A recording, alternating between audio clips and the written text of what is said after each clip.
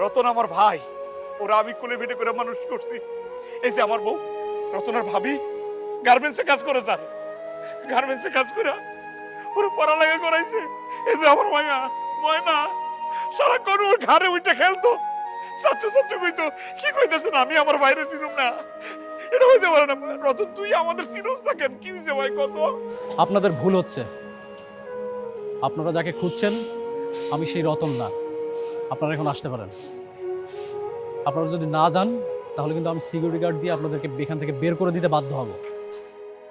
মুসি মানুষের টাকা হইলে না কি মানুষ জানোয়ার হয়ে যায়। আজকে নিজের চোখে দেখছি যে ভাই নিজে না খায়া নিজে না পইরা তোমারে মানুষ করছে, সে ভাই আজকে সবার সামনে তুমি অপমান করে দিলা। কেমনে পারলা? আরে আমার কথা বাদ দাও, তুমি নিজের ভাইটার সম্মানের কথা তো একবার ভাববা। বাদ দাও, বাদ দাও। ও ও আসলে এখন আর মানুষ নাই।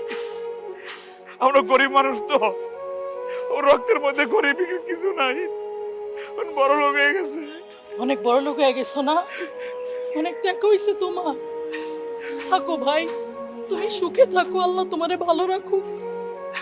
আমাদের পরিচয় দিতে হইব না, এ বাইরে পরিচয় দিতে হইব না। চলো। কি ব্যাপার রতন সাহেব, অযথা এখানে সময় নষ্ট করছি কেন?